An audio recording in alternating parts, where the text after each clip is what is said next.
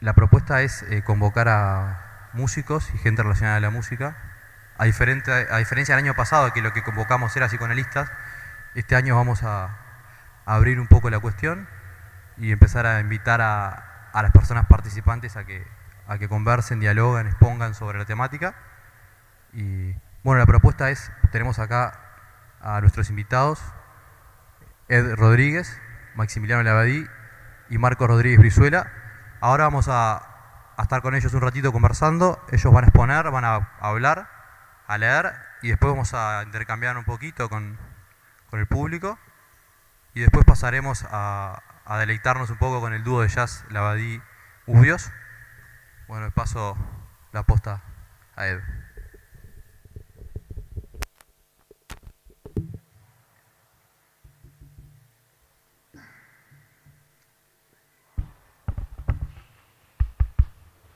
Bueno, buenas tardes. ¿Se escucha ahí?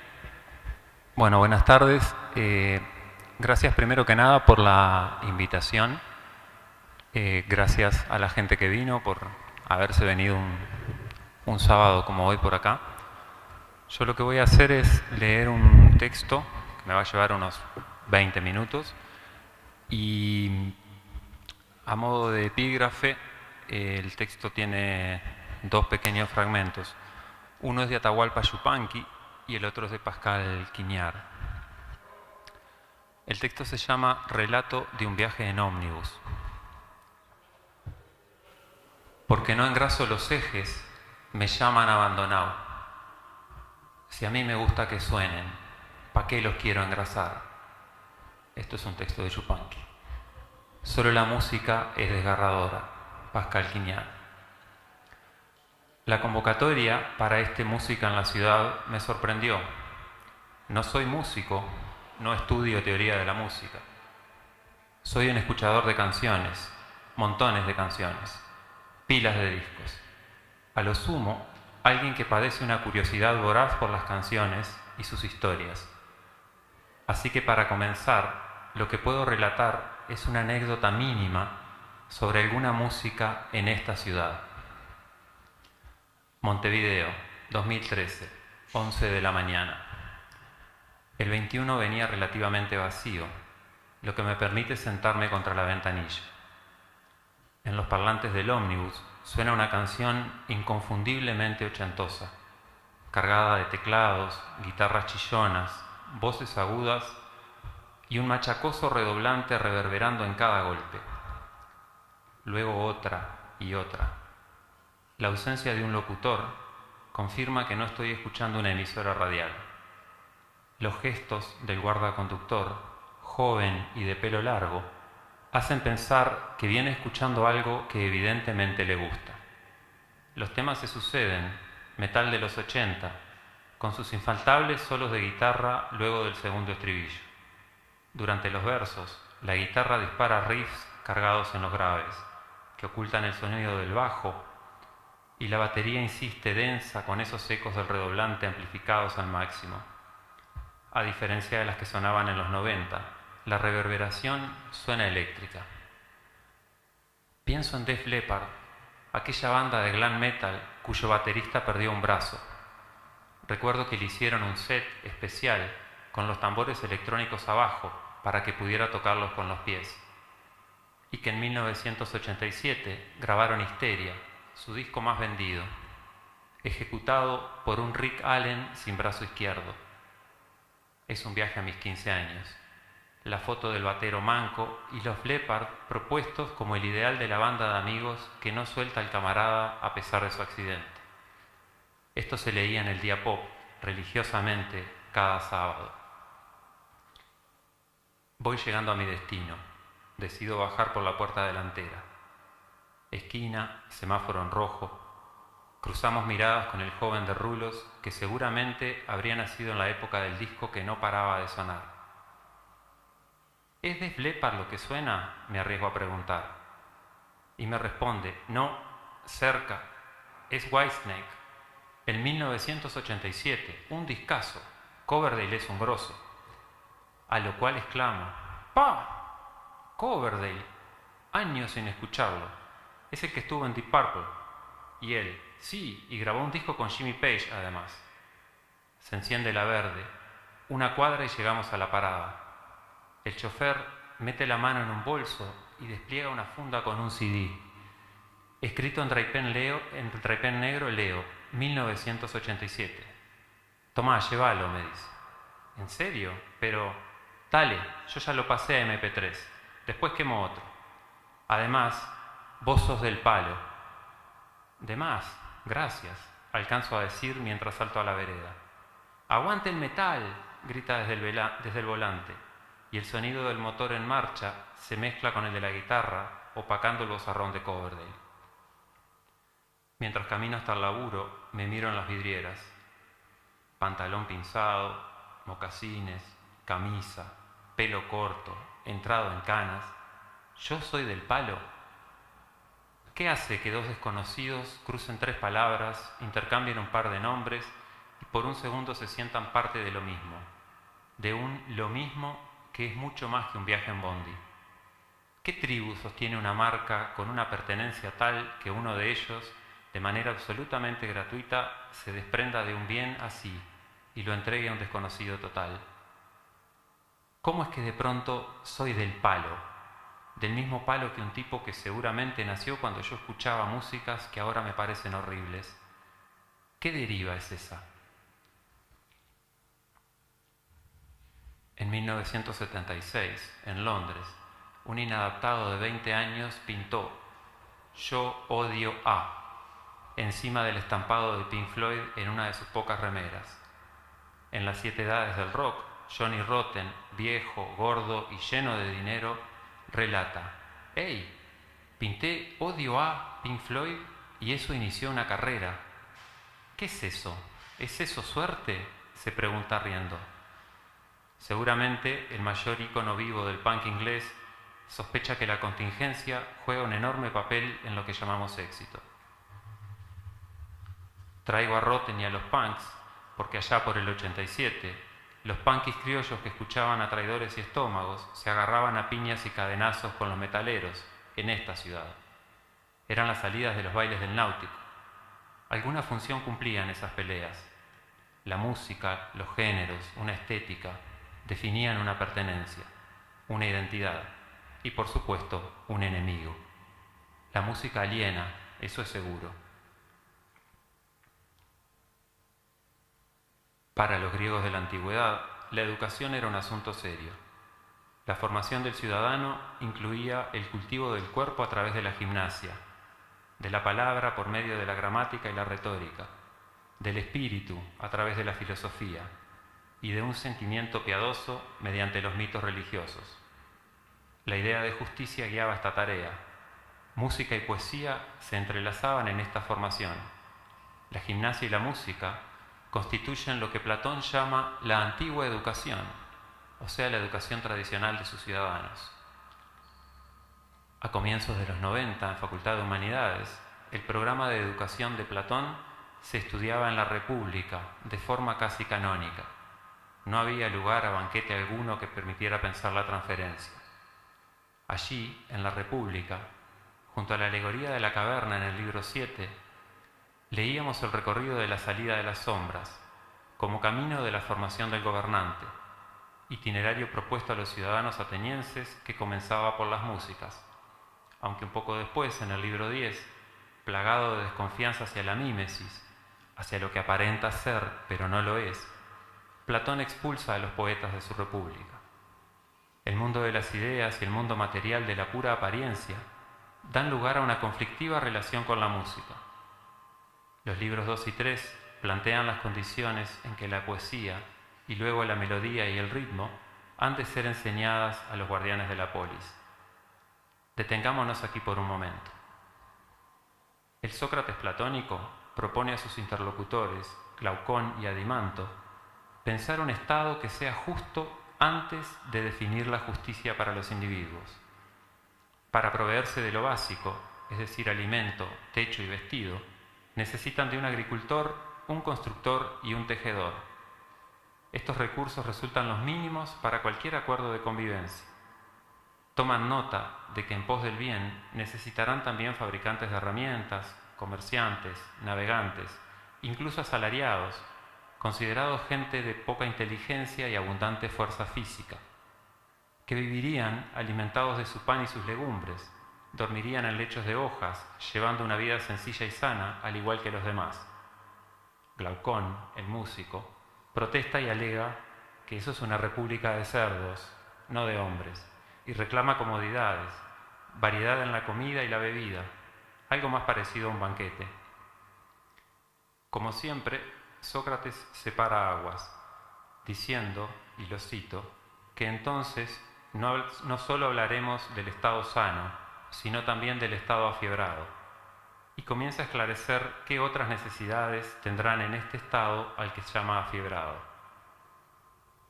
Fiebre proviene del latín febris, de ahí también las palabras febril y afiebrado. Febris viene del verbo fovere, calentar, pero afiebrado en nuestra lengua no es solo el que tiene fiebre, es también ardiente, apasionado e inquieto. Incluso como ejemplo, el diccionario de la Academia menciona: la ciudad se mueve con un ritmo afiebrado. Si volvemos al texto de Platón, Sócrates cae en la cuenta de que algunos, lo cito, querrán añadir camas, mesas y todos los demás muebles, y también manjares, perfumes, incienso, cortesanas y golosinas, con todas las variedades de cada una de estas cosas. Argumenta que de ese modo sería necesario agrandar el Estado, con una multitud no necesaria. Cito nuevamente: toda clase de cazadores y de imitadores, tanto los que se ocupan de figuras y colores, cuanto los ocupados en la música, los poetas y sus auxiliares, tales como los rapsodas, los actores, los bailarines, los empresarios, y los artesanos fabricantes de toda variedad de artículos, entre otros también los que conciernen al adorno femenino. Fin de la cita. Volviendo a Platón, la música entonces, que era un hogar amplio que cobijaba la poesía, la rapsodia y los mitos, es propia de un estado afiebrado. La música enferma, afiebra. Esta discusión platónica nos presenta así a la música siendo superflua para los ciudadanos y necesaria a la vez para la formación del gobernante. Sócrates advierte que como un efecto residual, si llevamos ese régimen de vida, habrá mayor necesidad de médicos que antes. Esta es la razón que en los libros 2 y 3 se dan para establecer las reglas en la enseñanza de la música, en sintonía con la gimnasia. Vuelvo a citar: ambas educan el alma, la gimnasia su lado fogoso, y si se combina con música que cultiva la dulzura, produce, en lugar de la fuerza bruta, la valentía. Finalmente zanjan la discusión acordando conservar una sola armonía. Cito: aquella con la cual se pueda imitar adecuadamente los tonos y modulaciones de la voz de un varón valiente, que participando de un suceso bélico o de un acto cualquiera de violencia, no tiene fortuna, sea porque sufre heridas o cae muerto o experimente alguna otra clase de desgracia, pero que en cualquiera de esos casos afronte el infortunio de forma firme y valiente. Para los atenienses, la gimnasia entonces desarrolla la fogosidad y corre el riesgo de transformarlos en bestias, como lo eran los soldados espartanos. La música por sí sola, trabajando la dulzura, los acerca peligrosamente a las mujeres. Es así que resulta imperioso equilibrarlas. Ecos de actualidad. Hace algunos años, una vieja blusera norteamericana, amiga de B.B. King, decía que el blues es la única forma que le permite a un hombre cantar su dolor, de pie, en soledad, guitarra en mano, y sin perder su dignidad. Eso es lo que hace grande a los blues, decía. El siglo XX quizás sea el siglo de los melómanos. Lleva las marcas indelebles del fonógrafo y la radiodifusión. Occidente produce, graba, compra y vende registros de música de una manera que invade el planeta, lo coloniza, de formas que resulta casi imposible no ser atacado por músicas diversas en los entornos públicos, o en la aparente privacidad de los apartamentos, en la que los pozos de aire y las ventanas abiertas nos hacen vulnerables a la música de los vecinos. Nada hay peor que un coleccionista de discos de jazz o uno de tangos. En 1996, Pascal Quignard, el genial escritor y compositor francés, escribe El odio a la música, 10 pequeños tratados. Con una poética delicada, propone algunas observaciones que no podemos desatender. El oído no tiene párpados ni tabiques. Al contrario que los ojos, que podemos abrir o cerrar a voluntad, los oídos no pueden cerrarse. El sonido es invasivo y no hay defensa posible. A diferencia de la visión, que puede ser interrumpida por un tabique, las paredes no protegen los oídos. Dice Quignard, lo cito: el conocimiento de la luz, el conocimiento del aire atmosférico, estos conocimientos tienen la misma edad que nosotros. En nuestras sociedades, esta edad no se indica a partir de la concepción, sino del parto, en el orden familiar, simbólico, lingüístico, social, histórico. El conocimiento de un mundo sonoro sin retroalimentación expresiva, sin capacidad de aprehensión o de réplica verbal, e incluso el oído de la lengua en la que vamos a nacer. Estos conocimientos nos preceden en varios meses. Estos sonidos preceden incluso el sonido del nombre que todavía no llevamos y que solo llevaremos bastante después de que haya resonado en torno de nuestra ausencia, en el aire y en el día que aún no contienen nuestro rostro e ignoran todavía la naturaleza de nuestro sexo. Fin de la cita. Como la lengua, los sonidos del mundo son escuchados antes de que podamos componer nuestro primer berrido, y ese hecho no permanece sin efectos. Así como cuando Borges sostenía que no se llega a ser quien se es por lo que se escribe, sino por lo que se lee, un Gustavo Parodi puede explicar una y mil veces que comenzó a hacer música porque aquella música que amaba no estaba en las radios y que, cansado de no poder escucharla, decidió hacerla. En su texto, Quignard ofrece algunas pistas sobre cómo escuchamos música, cómo le hacemos un lugar en nuestra existencia al modo de una trama, un tejido que es ella misma un lugar. Lo cito: rodeamos de lienzos una desnudez sonora, extremadamente herida, infantil, que permanece sin expresión en lo profundo de nosotros.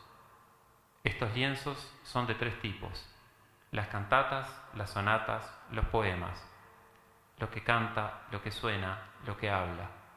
Con ayuda de estos lienzos y del mismo modo que intentamos sustraer al oído ajeno la mayoría de los ruidos de nuestro cuerpo, sustraemos a nuestro propio oído algunos sonidos y gemidos más antiguos. Es así que la música se vuelve atemporal, eterna, está siempre ahora, permite trasladarse, sustraerse de alguna manera del aquí y el ahora. En El perseguidor, cuento dedicado a la memoria de Charlie Parker, Cortázar muestra que el drama de su personaje, Johnny Carter, no resulta de ser un perseguido por sus circunstancias, o sea, la pobreza, las drogas, el estar habitado por la poesía y su talento, sino en ser él mismo un perseguidor. Sufre males de cazador, no de presa. El Johnny Carter de Cortázar captura nuestra atención y nuestra escucha cuando, en medio de un ensayo a finales de los 40, junto a Miles Davis, y mientras todos tocaban relajados y disfrutando, cito, él estaba perdido en su alegría, de golpe dejó de tocar y, soltándole un puñetazo a no sé quién, dijo: esto lo estoy tocando mañana. Y los muchachos se quedaron cortados. Johnny se golpeaba la frente y repetía: esto ya lo toqué mañana, es horrible, Miles, esto ya lo toqué mañana.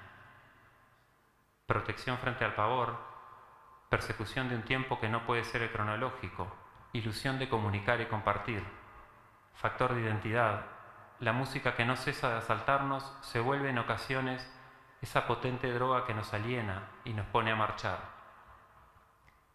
Ocurre que a veces, como canta Yupanqui en Los ejes de mi carreta, es demasiado aburrido seguir y seguir la huella, demasiado largo el camino sin nada que me entretenga. No necesito silencio, yo no tengo en qué pensar. Tenía, pero hace tiempo, ahora ya no pienso más. Quignard fue fundador del Festival de Ópera y Teatro Barroco de Versalles. Declara que odia la música y da sus razones. Nos traslada al horror de los campos de concentración nazi. Allí la música cumplía una función macabra. Lo cito: la música es la única entre todas las artes que colaboró en el exterminio de los judíos, la única solicitada como tal por la administración de los campos de concentración, la única que pudo avenirse con la organización de los campos, del hambre, de la miseria, del trabajo, del dolor, de la humillación y de la muerte. Hay que escuchar esto temblando. Los cuerpos desnudos entraban a las cámaras de gas en medio de la música. A Quignard le resuenan los ecos de Ulises atado al mástil de su nave, forzando a sus compañeros a taparse los oídos con cera para no caer en la fatal atracción de las sirenas. Esto me evoca los relatos infantiles compilados por los hermanos Grimm.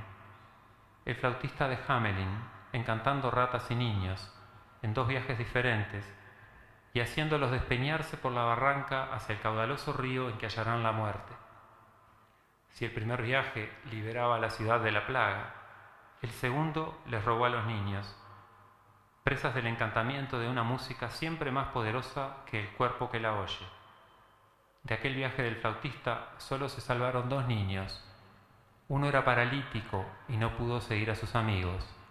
El otro era sordo. Volviendo a Quignard, cito nuevamente: la música viola el cuerpo humano, pone de pie. Los ritmos musicales fascinan los ritmos corporales.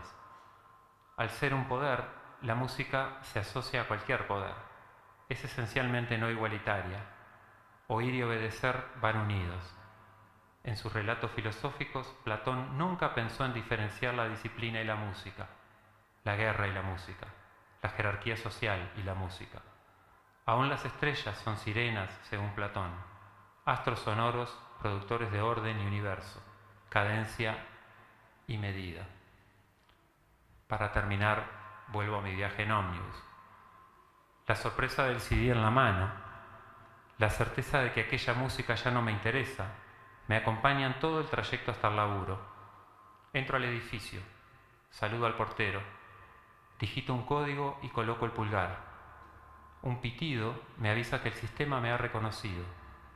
Sonrío a la cámara y sigo. Ascensor, piso 3, pasillo. Y entro en la oficina con el CD en la mano y sintiéndolo cada vez más un objeto extraño que ocupa un lugar y ya comienza a fiebrarme el pensamiento. Sin saber por qué, me dirijo al escritorio de Vladimir, que nació después de la caída del muro, un metalero de ley, y sonrío. Tomá, te traje esto. Después te explico. Es solo para gente del palo. Me ubico en mi escritorio y enciendo la computadora. El zumbido inicial y un destello en la pantalla me indican que todo ha vuelto a la normalidad.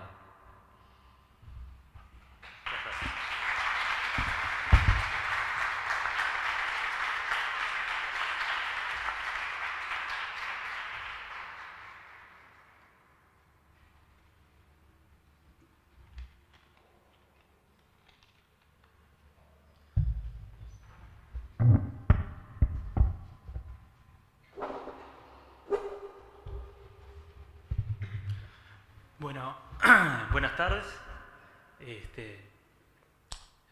Quiero agradecer por la invitación. La verdad que estoy muy contento porque no solamente la iniciativa es muy interesante y algo que a mí personalmente me ha ocupado la vida, que es la música, ¿verdad? Sino que estoy viendo un montón de personas que personalmente hace un montón de tiempo que no veo, y también ha sido esta la excusa para un reencuentro y bueno, y volver a vernos y ponernos un poco al día. Yo, lo que a mí más me interesaría comunicarles hoy, quiero ser una forma de testigo de algo puntual.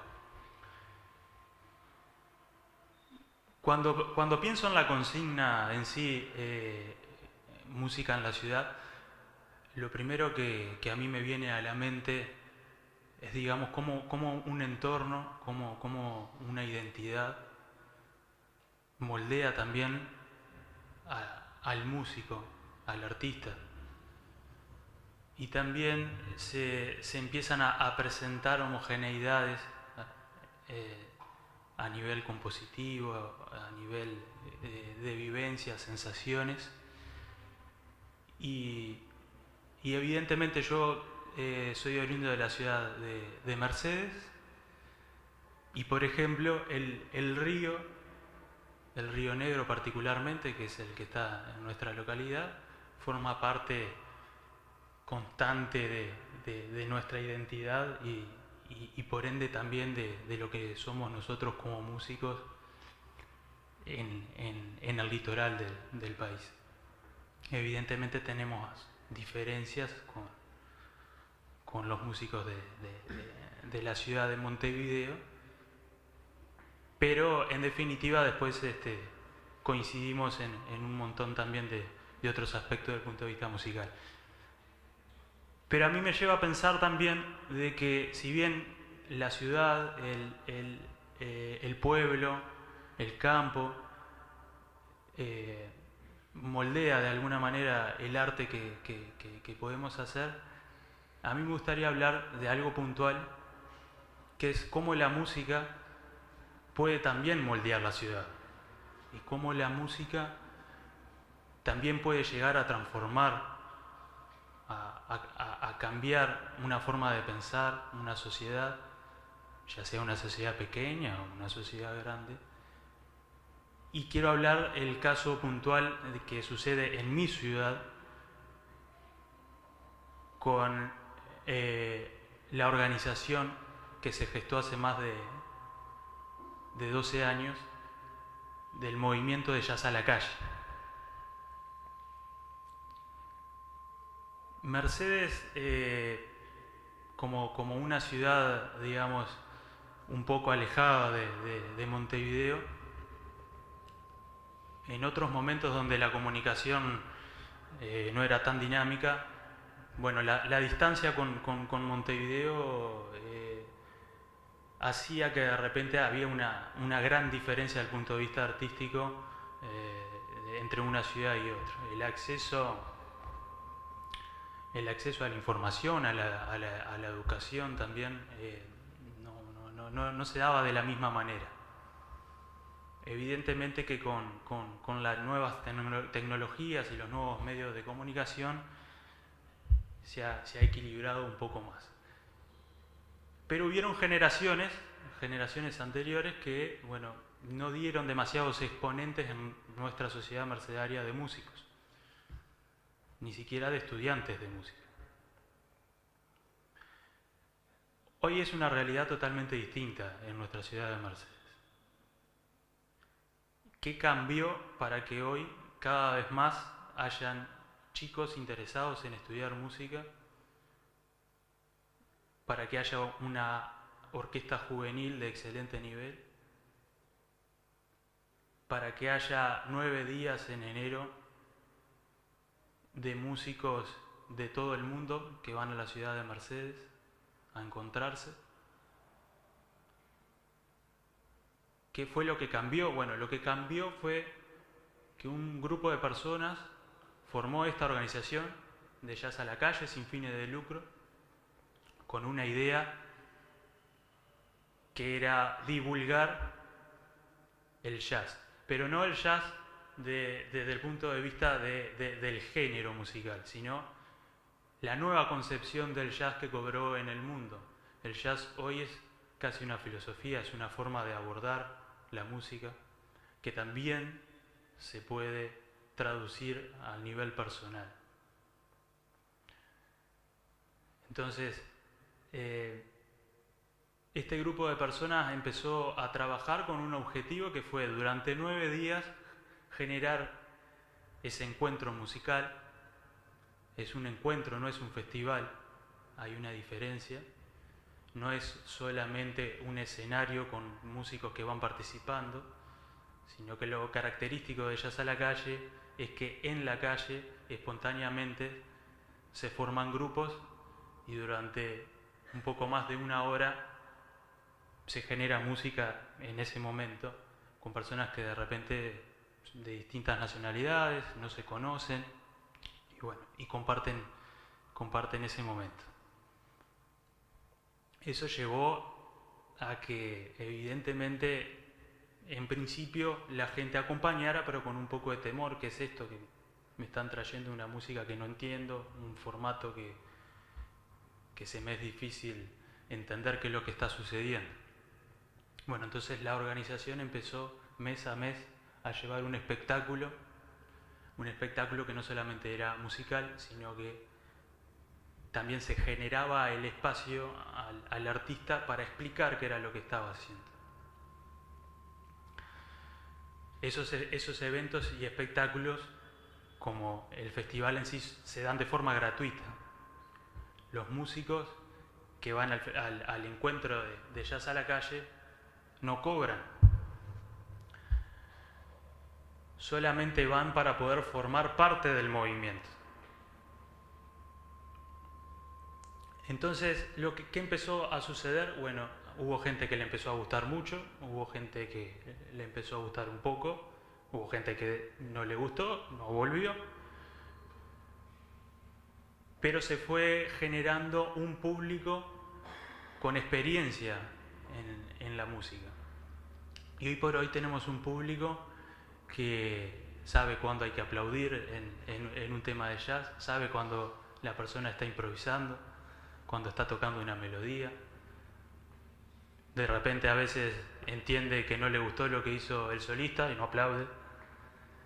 Son cosas que uno que viene de ese lugar y que de repente cuando tomó la decisión que quería estudiar música se sentía un poco sapo de otro pozo, son muy reconfortantes. Entonces, este evento ha ido creciendo año a año. Seguramente muchos o algunos de ustedes hayan tenido la experiencia de haber ido y participado. El público va creciendo día a día. Estamos hablando que generalmente tenemos un público de 4.000 personas esos 9 días de enero.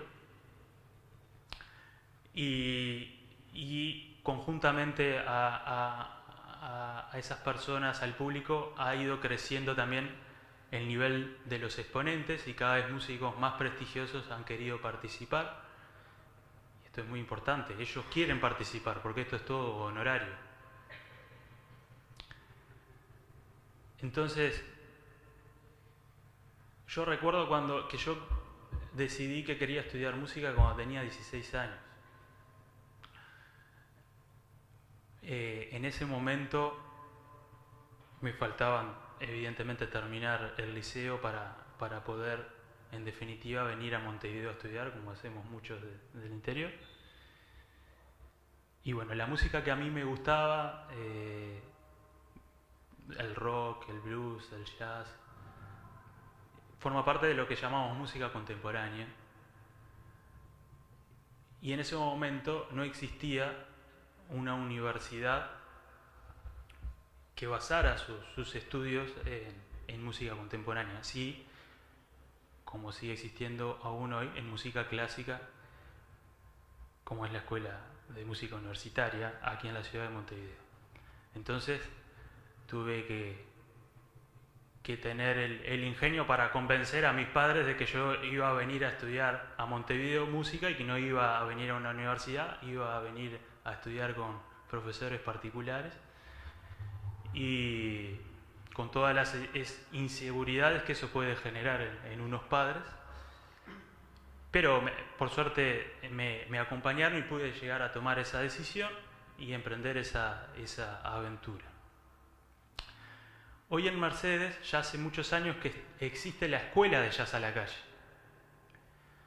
La Escuela de Jazz a la Calle, donde van un poquito más de 100 alumnos de forma gratuita, que consta con profesores que se traen desde la ciudad de Montevideo, desde mismo Mercedes con personas que se han formado allí, con personas que músicos se han venido a radicar a la ciudad de Mercedes para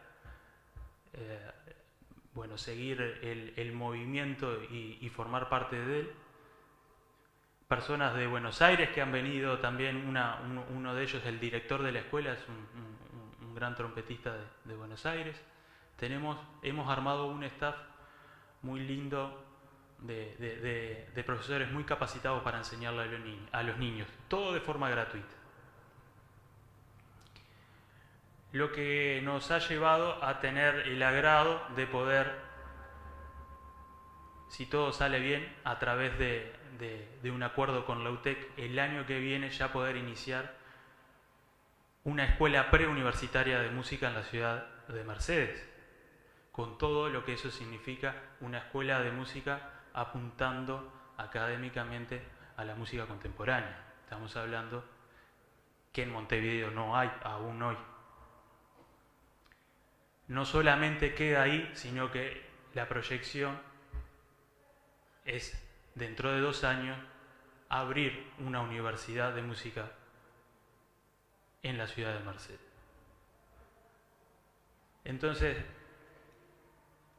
los invito a todos los que de repente no conocen el movimiento, que se acerquen al movimiento. Pueden entrar a nuestra web, pueden llamar a nuestra institución, que es la escuela, hacer las preguntas que quieran saber, a que nos acompañen. Esto puede tener frutos muy lindos. Y ya se ha generado un efecto Jazz a la Calle. Y ese efecto Jazz a la Calle es que hay encuentros que están replicando el formato de Jazz a la Calle en otros países. En Paraguay ya hay un Jazz a la Calle, que con todo gusto hemos recibido esa noticia, porque lo que nosotros queremos es que todo esto se replique, no que quede en nosotros y nada más, sino que se vaya replicando y poder así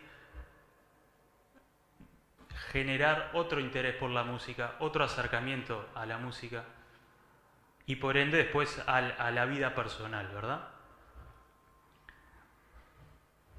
El verano pasado tuvimos una mala noticia, que tuvimos que suspender el encuentro por motivos económicos. Nos ha costado mucho, evidentemente, somos de Mercedes y somos conscientes, y a veces es difícil lograr que reciban un mensaje, desde el punto de vista público y desde el punto de vista privado. No hacemos excepciones. Pero sí es verdad que creemos que estamos dentro de los emprendimientos a nivel cultural más importantes que tiene el país. Y estamos buscando formas todos los días de poder hacer más viable nuestra idea. Y viable estoy hablando en términos económicos. Seguimos y vamos a seguir en esa lucha, y vamos a estar felices cuando podamos inaugurar nuestra universidad, que creemos que le va a dar también otra vida a nuestra preciosa ciudad de Mercedes. Pero nuestra ciudad de Mercedes hoy, y para volver un poco al eje de lo que quiero decir, es una ciudad que cambió, es una ciudad que tiene otra sensibilidad y otra recepción a las cosas, que nos falta mucho camino, pero creemos que tenemos mucho que ver en eso. Y quién sabe, de repente en algún momento podamos tener otra charla de esto, y de repente yo estar contándole cómo nos ha ido con la universidad, cuántas personas tenemos estudiando, cuánta gente de Montevideo se fue a Mercedes a estudiar música, cuánta gente de Argentina cruzó el charco para estudiar en Mercedes. Son cosas que pueden darse, y ojalá que así sea. Pero lo que a mí más me interesaba hoy era dejarles a quienes no conocen el movimiento una semillita, a ver, para que se interioricen, si quieren, evidentemente, de qué es lo que estamos haciendo, y vamos a estar muy contentos de que puedan seguir acompañándonos.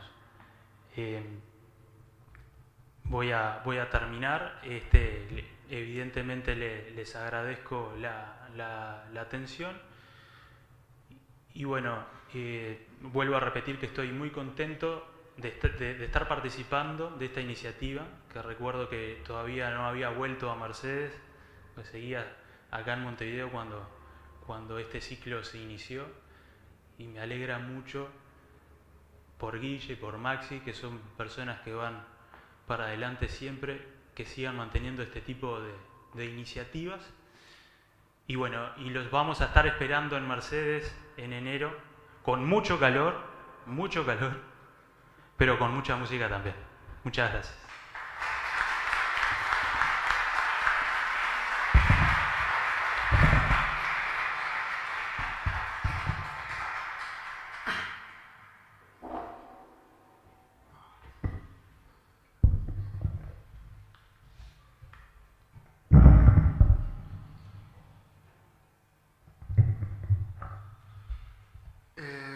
No se escucha. Bueno, mi nombre es Marcos Rodríguez Brizuela. Vengo de Córdoba, hace 1 año y medio aproximadamente estoy viviendo acá en Montevideo. Bueno, soy psicólogo y en algún momento de mi vida estudié música. Bueno, primero agradecer también a Guillermo, a Maxi por la invitación, por el espacio, y a ustedes también por la presentación. Bueno, voy a exponer un trabajo cuyo título es Aristas en el campo musical, aproximaciones preliminares posibles. Empiezo con 2 citas. La primera perteneciente a Carlos Aguirre, de la canción La música y la palabra, y otra de Jorge Luis Borges. Dice así: en la música florece lo que la palabra nombra, se va haciendo sentimiento en corcheas y redondas. Ya Pater, en 1877, afirmó que todas las artes aspiran a la condición de la música, que no es otra cosa que forma. La música, los estados de felicidad, la mitología, las caras trabajadas por el tiempo, ciertos crepúsculos y ciertos lugares quieren decirnos algo, o algo dijeron que no hubiéramos debido perder, o están por decir algo. Esta inminencia de una revelación que no se produce es quizás el hecho estético. Jorge Luis Borges, La muralla y los libros, otras inquisiciones. El presente trabajo surge a partir de una búsqueda, del esfuerzo de expresar algunas líneas de reflexión en torno a un acto cuya potencia reside en su acontecimiento. Un decir que por lo común está cargado de adjetivaciones que se vuelven siempre un poco menos de lo que de él podamos decir. Me refiero al acto musical como un acontecer que a lo largo del tiempo ha lindado con las esferas de lo místico, lo sublime, lo inefable o lo científico, sin que ninguno de ellos obtenga su pleno reconocimiento.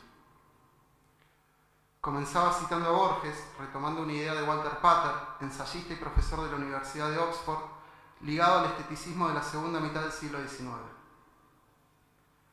Borges concluye en la idea que el hecho estético está asignado por la inminencia de una revelación que no se produce, ya sea por imposibilidad de ser expresada o porque aún siéndolo se nos perdió, quizás agrego en el mismo acto en que se nos reveló, o en último término, está por producirse sin llegar a revelarse.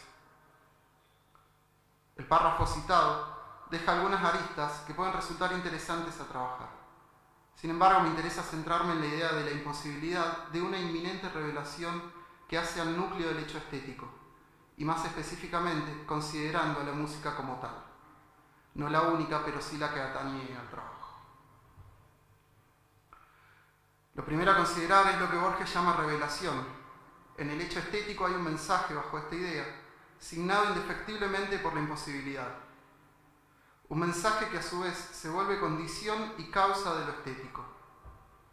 Esto es lo que le da el carácter de revelación. Puede ser experienciado, pero no dicho al menos en su totalidad. Desde este punto de vista, Para que una obra musical sea considerada desde lo estético, la misma no debe ser posible de ser capturada desde un sentido, aunque éste se sienta como algo inminente a producirse. Cito una entrevista a Daniel Barenboim, uno de los directores más reconocidos en la actualidad.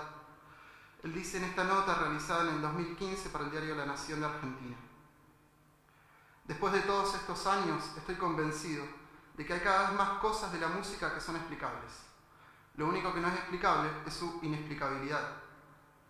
Esa inexplicabilidad puede ser lo más interesante.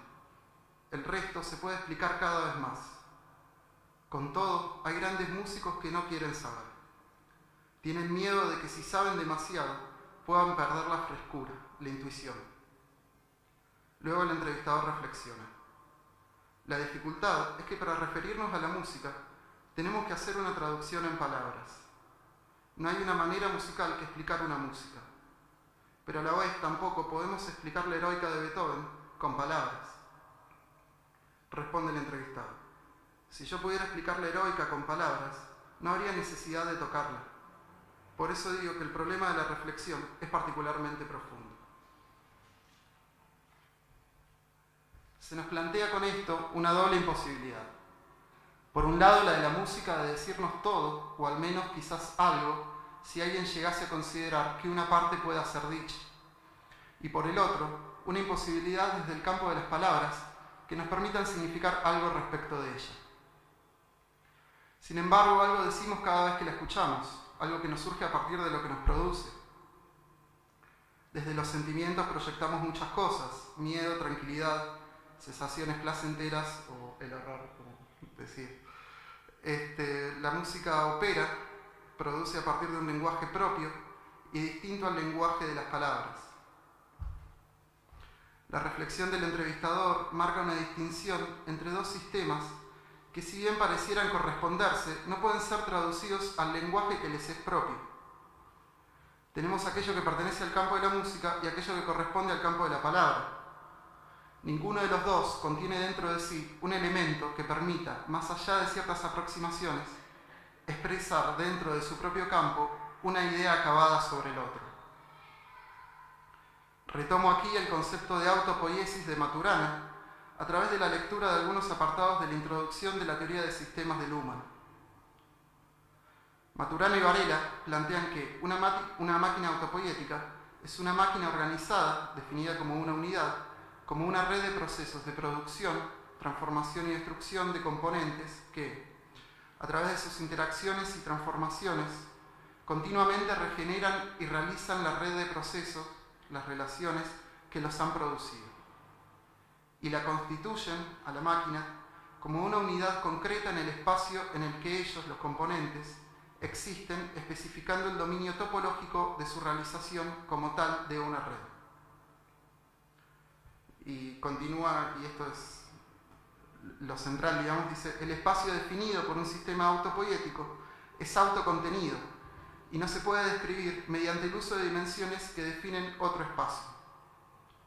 No obstante, cuando nos referimos a nuestras interacciones con un sistema autopoiético concreto, proyectamos este sistema en el espacio de nuestras manipulaciones y hacemos una descripción de esta proyección. Vale aclarar que Maturana y Varela son dos biólogos chilenos que utilizan el concepto de autopoiesis, auto, sí mismo, y poiesis, creación, producción, para dar cuenta de los procesos en las células vivas. Este concepto, como les decía, fue retomado por Luhmann para definir dentro del campo sociológico a los sistemas. De aquí podemos tomar una primera idea respecto de la relación entre el campo de la palabra y la música. Retomando entonces la definición de Maturana, podemos pensar al campo de la música como una red de procesos de producción que requiere para esto de componentes propios y por tanto distintos de los que componen a otros sistemas. En este sentido, concebimos a dicho campo como una unidad, donde su producción es posible en tanto lo que produce es autorreferencial. Es decir, la música se refiere a sí misma en cada una de sus operaciones y al hacerlo define un límite, una marca propia que la distingue de otros sistemas. Ahora bien, con Maturana acompañamos la idea que la primera frontera entre la música y el lenguaje tiene que ver con los elementos con los cuales operan. Al mismo tiempo abre una ventana al decir que si bien no podemos describir directamente las operaciones que pertenecen a un sistema utilizando dimensiones de otros, la relación no es imposible, sino que requiere de una proyección. Mediante este movimiento proyectamos las operaciones de un sistema en el espacio de nuestras manipulaciones, y así lo que describimos es dicha proyección. En resumen, solo con los elementos de la música podemos operar en la música. Lo que viene del campo de la palabra es resultado de una proyección que describe aquellas operaciones. Comenzando a introducirnos en algunos problemas en la relación entre el campo lingüístico y el musical, es válido hacer una distinción entre el uso de la palabra en tanto formando parte de la música y el lenguaje al servicio de hablar sobre la música, o sea, lo que hace este trabajo. Si bien distinguimos un uso de otro, en ambos casos lo que se pone en juego es el sentido, en diferentes formas. Podemos pensar esta diferencia tomando cualquier canción popular construida a partir de letra y música. Incluso podemos traer a ejemplo la canción de Carlos Aguirre con el que inicio este trabajo, la música y la palabra. Allí el autor en un modo poético hace referencia a esta relación entre letra y música. La palabra es la ventana donde mira la canción, vocación de andar buscando una causa, una razón, la palabra más certera que me copie la emoción. En la música florece lo que la palabra nombra, se va haciendo sentimiento en corcheas y redondas. Esta relación a la que hace referencia el autor habla del vínculo que él encuentra al momento de componer. Ahora bien, texto y música, en esta o en cualquier otra canción, se exponen como una unidad musical. No considero que se trate de dos campos fusionados, sino que se continúa dentro de uno solo. Lo que el autor expresa de manera poética requiere para su puesta en valor, en tanto tal, de poder ser separado de la música. En sí misma no viene a dotar de sentido a la escucha, ni la hace más inteligible. La palabra vale allí en su musicalidad. Es necesaria una operación de escucha distinta sobre la letra para captar un sentido que no requiere de la música para ser producido. No es lo mismo en la relación inversa, es decir, así como no es necesaria la música para producir un sentido en el campo del texto, este no es independiente de aquella cuando está presente. El efecto ya no es el mismo. Pienso, por ejemplo, en la música incidental, es decir, aquella que se utiliza en las artes escénicas como el teatro, el cine, la radio e incluso en industrias como los videojuegos. La utilización de la música se realiza con el fin de crear una atmósfera que sobredetermina el sentido. El texto puede llevarnos a diversidad de significaciones, pero siempre determinados por sus propios límites. La música, desde su propio campo, produce un efecto de otro orden con el cual se acentúan determinados modos de interpretar lo representado. En Argentina tenemos un canal de noticias famoso por sus placas acompañadas de una música que ya tras años fácilmente se le asocia. Acá también está, así que las placas informativas de Crónica TV son acompañadas por la marcha de origen estadounidense Barras y Estrellas por Siempre. El compositor es John Philip Sousa y se ha convertido en el segundo himno para los estadounidenses. Es interesante conocer un poco porque el canal utiliza al presentar la placa la parte más potente de la marcha. Una cadencia que nos pone expectantes, en alerta, pero si dejamos correr la música escuchamos que pronto se vuelve a una dinámica más alegro andante, una flauta piccolo de fondo, lo que en el contexto de una noticia donde todo se volvía urgente y de atención, la atmósfera se convierte en algo entre tranquilizador y ridículo. Agrego un dato del compositor para que saque sus conclusiones. John Philip Sousa, después de pasar por la Marina estadounidense, se dedicó a hacer música para circos. De la venia, el saludo militar, a lo payasesco había un paso. De una cuestión preliminar a todo tratamiento posible de la psicosis, Lacan plantea: se considera, aquí viene hablando en relación a las alucinaciones verbales, que el acto de oír no es el mismo según que apunte a la coherencia de la cadena verbal, especialmente a su sobredeterminación en cada instante por el efecto a posteriori de su secuencia, así como también a la suspensión en cada instante de su valor en el advenimiento de un sentido siempre pronto a ser aplazado, o según que se acomoden la palabra a la modulación sonora a tal fin de análisis acústico, tonal o fonético, incluso de potencia musical. En esta cita, Lacan distingue dos planos distintos en la escucha y al mismo tiempo distingue dos características de los efectos de las palabras. Por un lado, la significación y la coherencia por vía del sentido, y por otra parte, lo que del lenguaje hace al efecto producido desde lo acústico, lo sonoro. Aquello posible de advenir sentido se ve afectado por dicha modulación sonora. Así como la interpretación de lo dicho puede variar de acuerdo al tono, las pausas, las cadencias verbales, así también sería válido pensar en este punto de encuentro, donde lo musical y el sentido copulan. El efecto de sentido no lo considero como un producto del campo musical.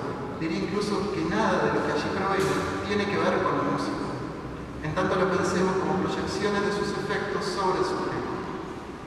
No hablamos con el lenguaje de la música, y esa diferencia, producto de la marca distintiva de las operaciones musicales, envuelven a la misma en ese halo infranqueable. Retomando la entrevista a Barenboim, vuelvo a citar: hay grandes músicos que no quieren saber, tienen miedo de que si saben demasiado puedan perder la frescura, la intuición. Es interesante el planteo porque Barenboim habla de algo que no quiere ser sabido, pero que en todo caso podría serlo.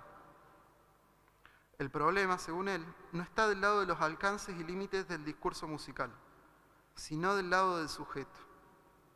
Interpela al músico en su trabajo.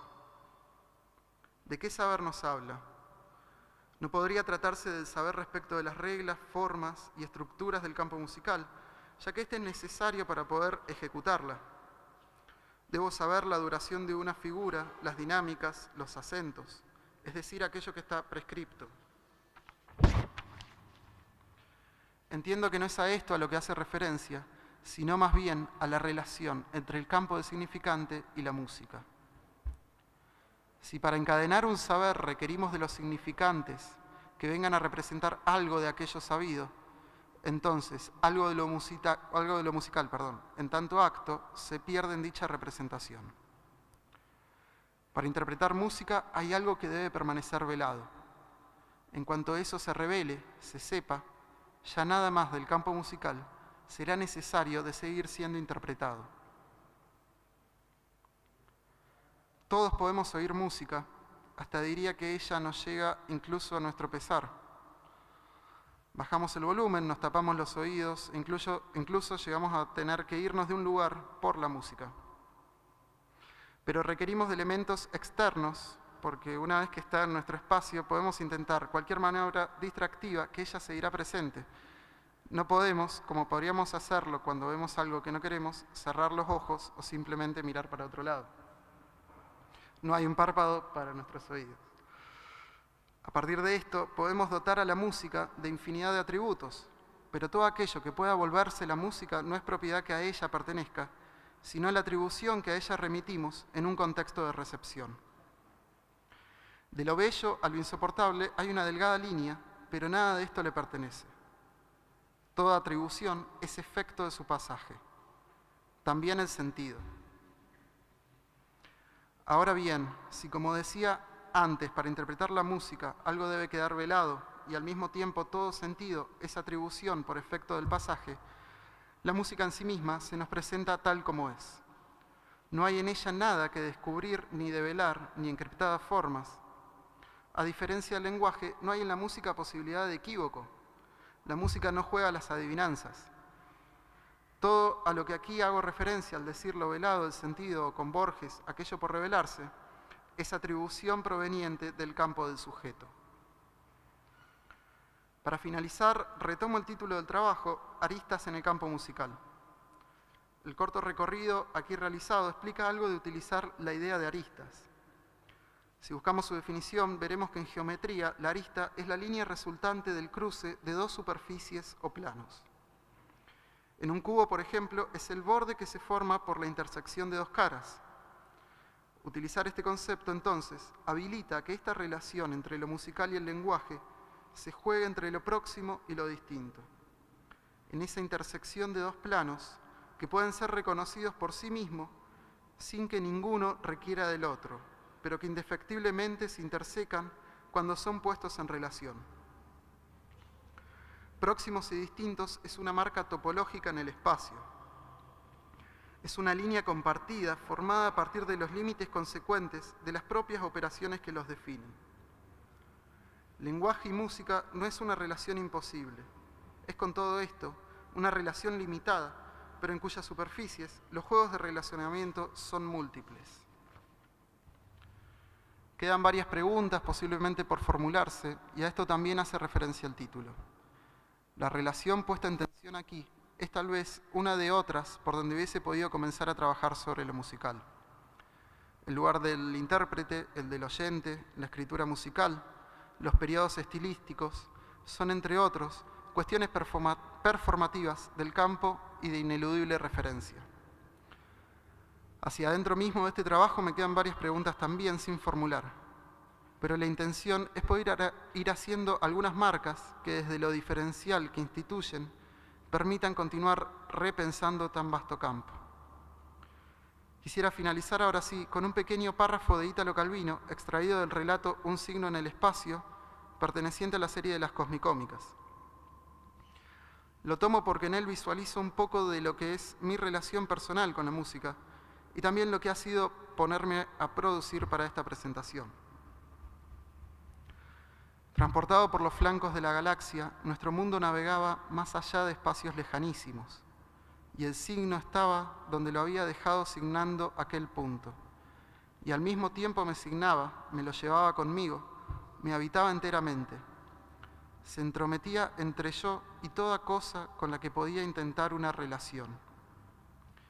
Mientras esperaba volver a encontrarlo, podía tratar de derivar de él otros signos y combinaciones de signos, series de signos iguales y contraposiciones de signos diversos. Pero habían pasado ya decenas y decenas de millares de milenios desde el momento en que lo trazara, más todavía desde los pocos segundos en que lo lanzara al continuo movimiento de la Vía Láctea. Y justo ahora, que necesitaba tenerlo presente en todos sus detalles, la mínima incertidumbre acerca de cómo era, volvía inciertas las posibles distinciones respecto a otros signos eventuales. Me di cuenta que a pesar de tenerlo presente en su perfil sumario, en su apariencia general, algo se me escapaba.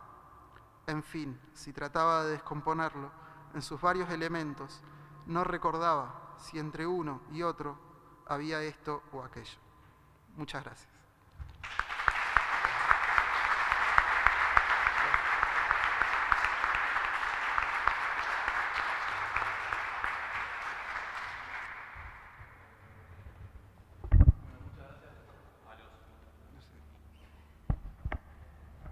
Muchas gracias a los expositores. Ahora vamos a abrir un breve espacio, breve o largo, no sé, eso depende de cómo se ve, de espacio de intercambio con los expositores, si quieren hacer alguna pregunta, algún comentario sobre lo trabajado, inclusive si ustedes quieren hacer algún comentario entre ustedes también, bienvenido sea. Bueno, abrimos el espacio de preguntas. Levanten la mano y vamos anotando, no se pongan curiosos.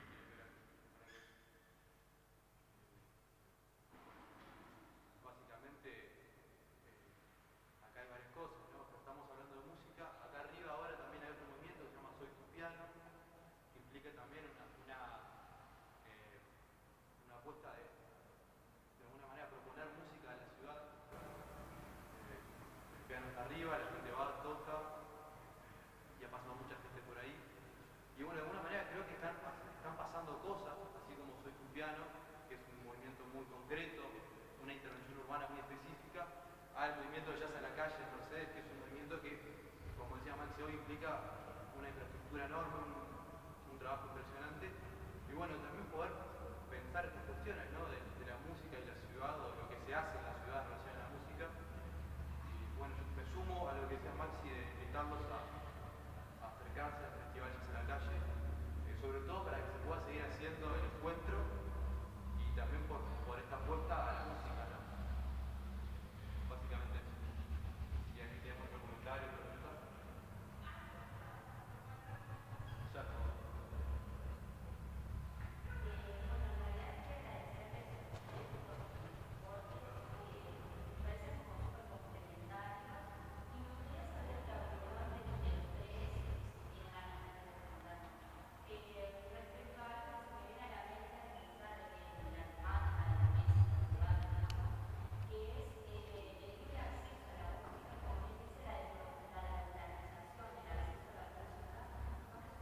¿La qué, perdón?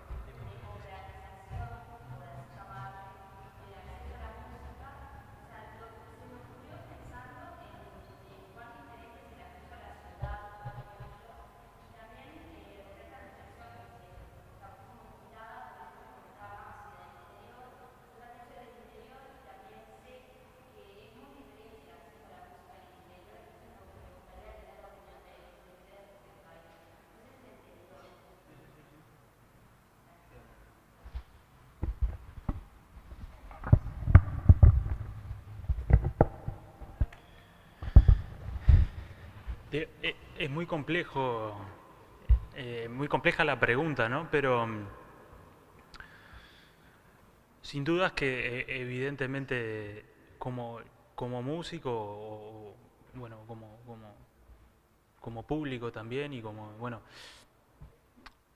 yo considero de que la educación musical no debería de estar considerada aparte, digamos, de una educación formal, ¿no? O sea, como hay una universalidad, ¿no? en cuanto a la educación en matemáticas, en historia, como todas esas asignaturas que se dan, digamos, con tanta responsabilidad en los sistemas de educación, pienso que debería de ser incluida la música. ¿Por qué digo incluida? Porque ahora me van a decir, y no quiero herir ninguna susceptibilidad, capaz que hay algún profesor de música que daba música en el liceo, pero no, ¿qué es lo que sucede? No se enseña música, no se tiene la infraestructura para enseñar música, de repente no son tampoco los profesores ni lo que saben o no lo saben.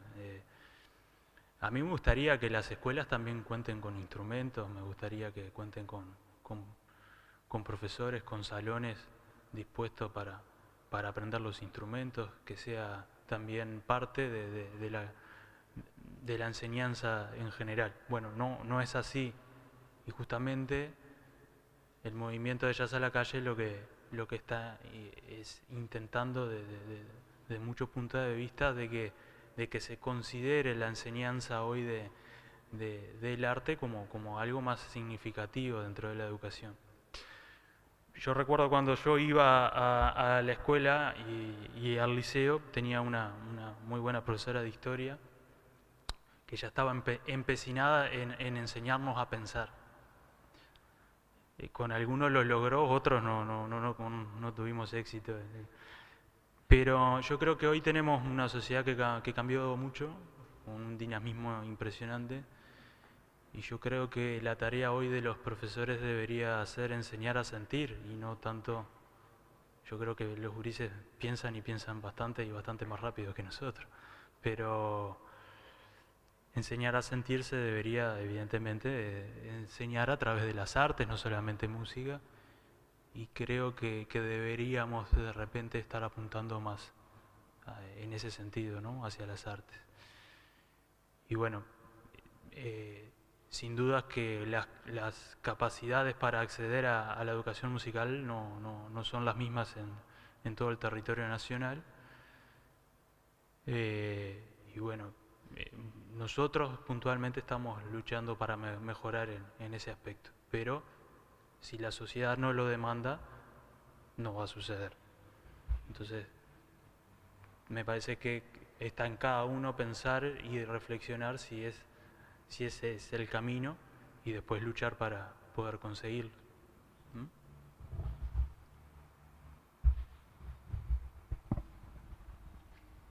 No, una cosa mínima, pensando en la pregunta por el acceso a la música. Yo también vengo de Mercedes. Lo que pasa que no era la Mercedes con el jazz a la calle.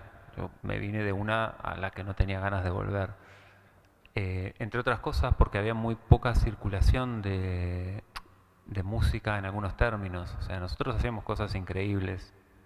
Cambiábamos los precios de los discos en el Palacio de la Música. Había casas de reparación de objetos de audio donde vos ibas con tus cassettes y ellos te grababan discos y cosas así.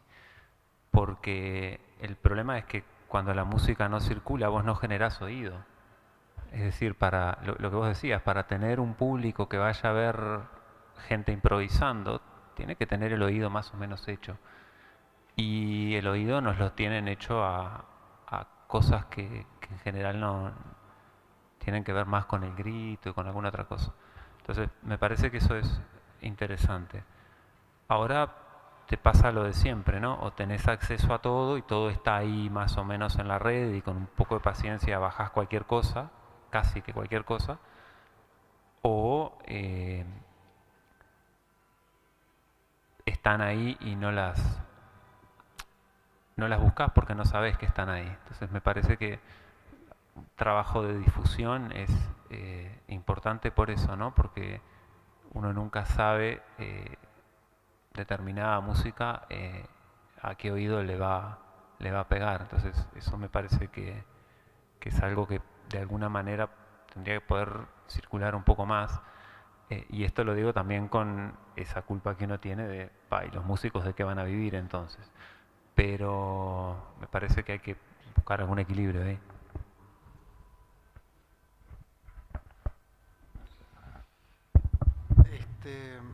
Sí, es amplia la pregunta. Pensaba en esto de democracia y música, que pensaba, bueno, también está este lado de la falta de espacio y las dificultades que hay de enseñanza. En Córdoba, bueno, se creó la Ciudad de las Artes, por suerte, y hay un lindo espacio.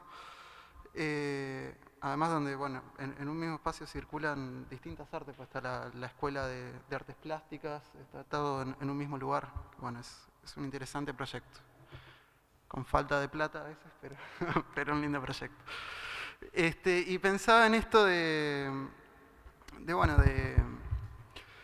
democratizar la escucha también, ¿no? Y qué difícil que se hace cuando tenemos herramientas como Internet, donde es muy amplia la cantidad de música que podemos escuchar, cada vez es más fácil el acceso, y al mismo tiempo la música tiende cada vez más a encasillarse, a cerrarse cada vez más en la industria musical, ¿no? Al mismo tiempo que tenemos más acceso, la música se vuelve más industrializada, digamos.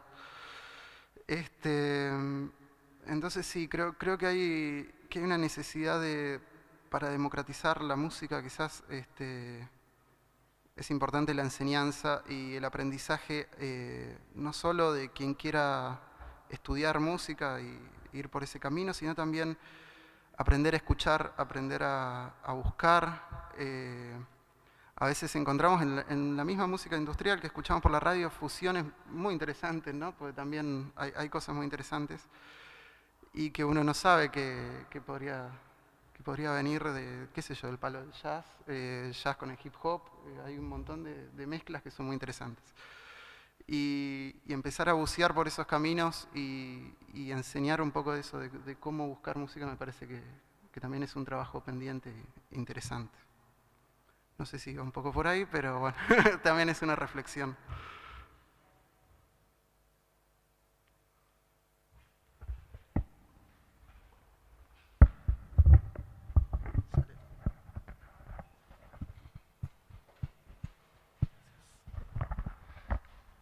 Bueno, antes que nada, muchísimas gracias por las exposiciones. Fue muy interesante, cada uno en su particularidad.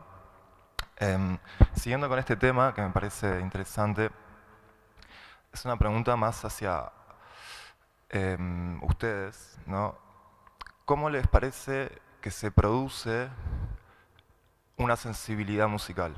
¿No? O sea, que me gustaría afinar un poco esto, porque yo veo que con la hipercirculación de música, me encuentro cada vez con menos gente que le interesa realmente hablar de música y con cada vez más gente que escucha lo que venga, llamémosle así, ¿no? Y ustedes, es una pregunta sobre cómo les parece a ustedes que se genera que alguien tenga esa sensibilidad y tenga esas ganas de curiosidad y saber un poco más y poder hablar del tema, ¿no? De lo difícil que es hablar de este tema. Pero nada, me parece que es como un problema, porque la masividad genera esa especie de indiferencia, ¿no? La música situacional, escucho lo que me pasan y ya está. Y yo, por mi experiencia y por la experiencia de mucha gente que conozco, por la educación formal no entra. Me parece a mí que no entra por ahí. Yo no sé si tener clase de música hace que te guste la música o que la odies, como pasa con muchos profesores de literatura que terminan haciendo que sus alumnos no lean. Entonces, realmente es una pregunta que no sé si tiene una respuesta, me interesa más su experiencia con la gente a su alrededor, porque seguramente conozcan gente que le fascina la música y gente que le da lo mismo. Entonces, la pregunta es cómo se produce a alguien que le fascine.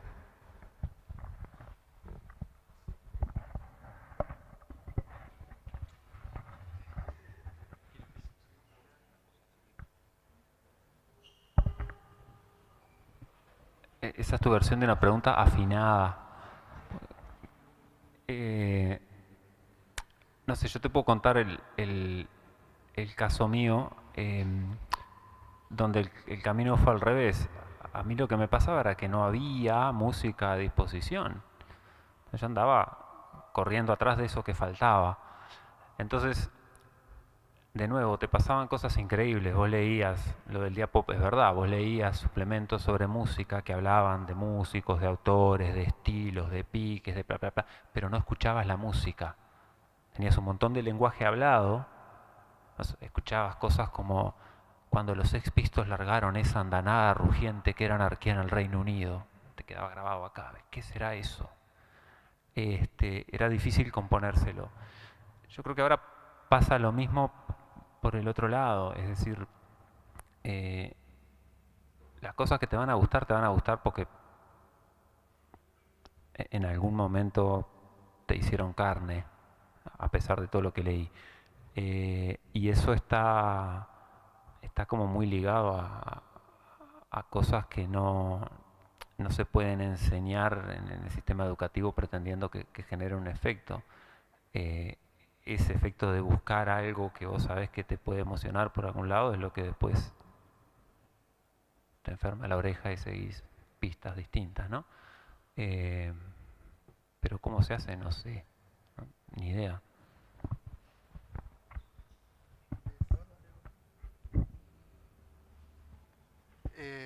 En realidad, bueno, un poco la pregunta de esto de cómo se produce una sensibilidad musical es una de las preguntas que habían quedado fuera del trabajo porque por una cuestión de acortar, pero sí, en esto de decir, bueno, lenguaje y música son dos campos distintos y uno habla sobre otro, pero nunca pueden decir algo desde la palabra que pueda abarcar la música completamente.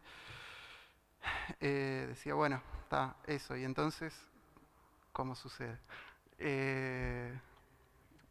Es difícil de responder, yo pienso en mis experiencias personales y lo único que puedo decir es, en algún momento algo me picó. Yo me acuerdo, qué sé yo, momentos, hechos puntuales donde por primera vez escuchaba un disco de sentir una sensación, qué sé yo, esa mariposa en la panza como cuando estás enamorado.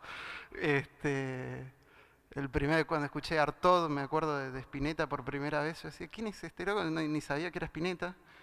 Y quedé fascinado absolutamente con eso. Y me acuerdo de chico, mi padre poniéndome música clásica en mi casa y que yo odiaba porque ponía todo volumen y no me gustaba, y en algún momento algo de eso picó después, ¿no? Es difícil decir una sensibilidad musical. Tiene, creo que mucho con lo corporal, que es algo muy propio de la época también, lo corporal. Y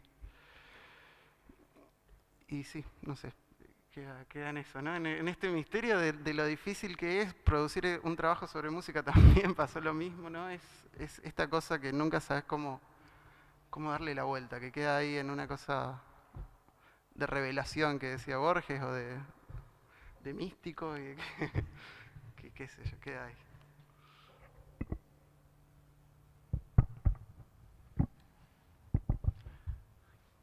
Capaz que en 2 o 3 días te llamo y te digo algo coherente. Cuando planteo de repente el tema de enseñar a sentir y en este aspecto evidentemente tiene que ver la sensibilidad musical y demás, yo creo que no debería de ser difícil. Porque en definitiva, ustedes sin duda que saben más que yo de lo que voy a decir o de lo que pienso y me dirán, no, estás equivocado, ¿verdad? Pero yo tengo la idea de que todos somos sensibles, o por lo menos nacemos sensibles. Buscamos tener el dominio tal de la música que a nosotros nos permita en ese momento de lo que estamos pensando poder traducirlo, pensando desde el punto de vista musical, no desde el punto de vista conceptual, pensando desde el punto de vista musical, traducirlo, poder tocarlo y poder escucharlo. Entonces, para uno saber tocar en tiempo, tiene que aprender a respirar, tiene que ser consciente del tiempo, tiene que saber que un poquito más acá no es lo mismo que un poquito más allá, y no es lo mismo que en el centro. Para aprender a manejar el instrumento, a articular, a que la sonoridad sea la que yo me imagino. Creo que va un poco en conexión con lo que dijo Maxi recién. Yo quiero saber su opinión como músicos acerca de los fenómenos, como sé, como ejemplo Rombay o Toco para Vos, todo ese tipo de bandas que están surgiendo ahora. ¿Lo ven como algo negativo? O sea, si tomamos como capaz que el blues o el jazz como algo intelectual que de repente genera caos en las personas, ¿no? Caos en el sentido de encuentro de emociones, sentimientos, pensamientos. ¿Ver negativo esos fenómenos así, como Rombay y todo ese tipo de onda de cumbia? No sé si se entiende la pregunta.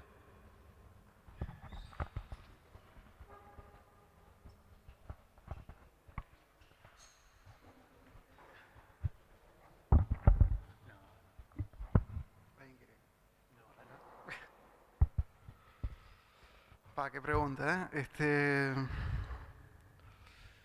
No voy a poner en términos negativos y positivos porque es escabroso entrar por ese terreno.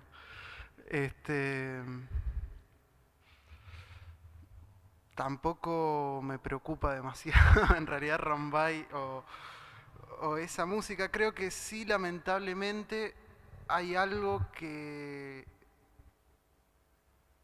lo pensaría no en la música en sí, sino en los efectos que produce esa música, que a veces limitan la escucha y limitan el aprendizaje de otras posibilidades musicales. Aturden, generan ruido. Y a veces muchas cosas de la música que podríamos aprender por ahí quedan perdidos por la industria musical. Creemos que escuchamos música, que la música es una determinada cosa que nos pasan por la radio y perdemos otras posibilidades. Me parece que en ese sentido sí quizás puede ser negativo. Sí, remito a esto que decís de la educación y de la posibilidad de abrir el campo sonoro a otros sonidos. Eso. No quiero ponerme en juzgar. No, una cosa chiquita que de pronto va en ese sentido. Los músicos en general siempre lo resuelven con, bueno, si la música es buena, y si es mala, y ahí no importan los nombres ni nada. Y, y otra gente lo resuelve por otro lado. Yo creo que el tema no es Rombay y los demás sí o no. Yo creo que el tema es que tendríamos que poder acceder a más de otras cosas. A mí no me preocupa que suene algo, a mí me preocupa cuando solo suena eso.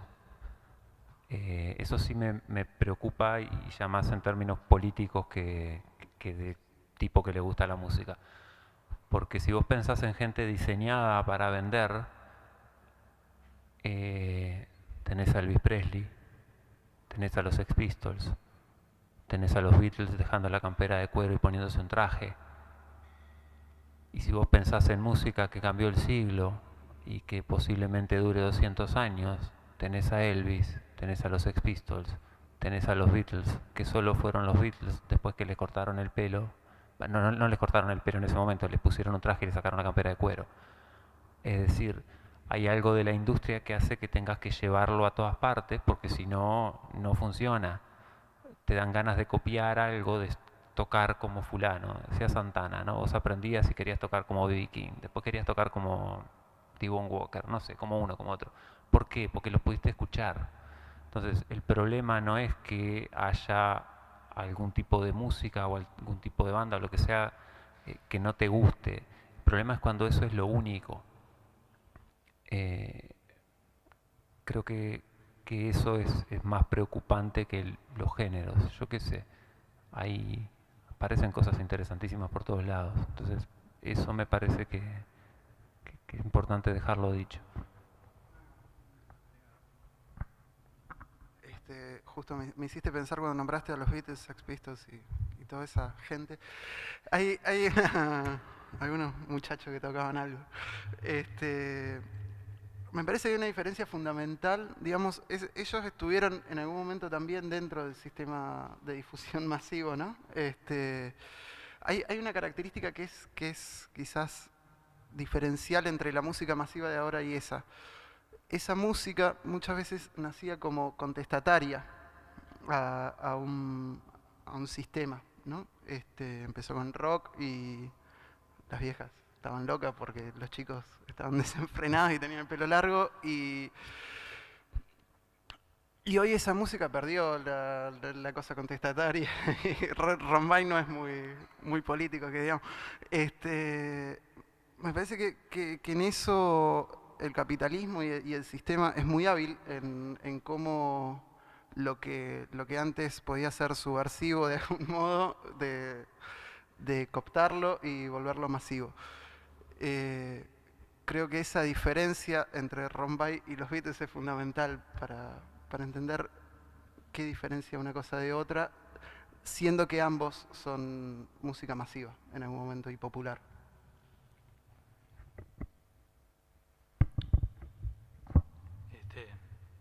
No, te digo, medio corto. Yo no me preocupa esos fenómenos, no me parecen ni positivos ni negativos. Lo que sí me parece negativo es de repente que hay una gran posibilidad de que las personas que consuman ese producto no hayan tenido las posibilidades de generar un criterio musical como para decidir. Me preocupa si esas personas y esos chicos fundamentalmente que escuchan esa música realmente están decidiendo o no. Eso es lo único que me preocupa, pero no el fenómeno musical en sí.